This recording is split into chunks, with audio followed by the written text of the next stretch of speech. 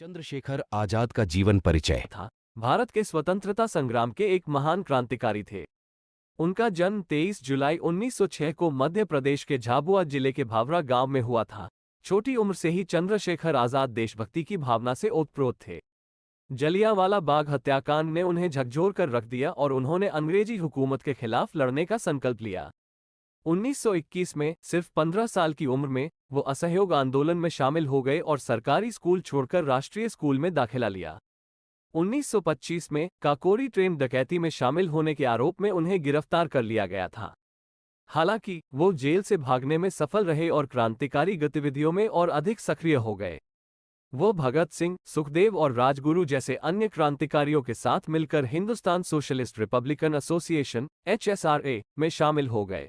HSRA ने British सरकार के खिलाफ कई सशस्त्र कार्रवाई की, जिसमें काकोरी ट्रेन डकैती, लाहौर में पुलिस अधीक्षक सैंडर्स की हत्या और दिल्ली में असेंबली हॉल में बम विस्फोट शामिल थे।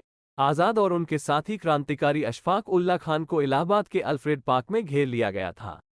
उन्होंने पुलिस के साथ एक लंबी गोलीबारी में भाग लिया, जिसमें आजाद ने अपनी आखिरी गोली खुद को मार ली। बहादुरी से गिरफ्तारी से बचते हुए चंद्रशेखर आजाद की शहादत ने पूरे भारत में क्रांतिकारी आंदोलन को प्रज्वलित किया।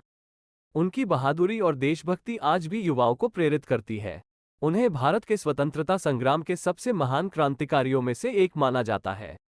उनकी कहानी हमें सिखाती है कि स्वतंत्रता के लिए लड़ना कभी भी बंद नहीं करना चाहिए और हमेशा अन्याय के खिलाफ खड़ा होना चाहिए। आजाद की विरासत आज भी भारत में जीवित है।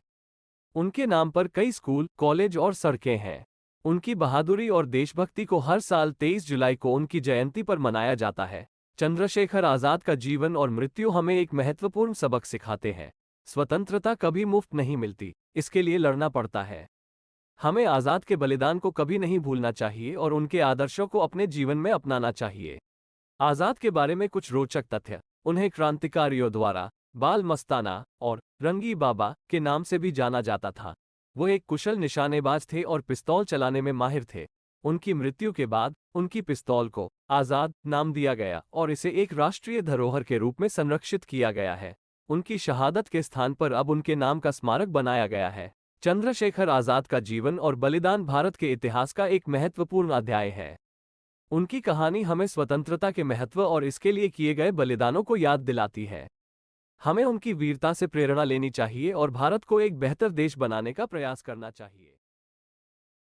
हमारे वीडियो को लाइक करें और ऐसे जानकारीपूर्ण वीडियो देखने के लिए हमारे चैनल को सब्सक्राइब करें।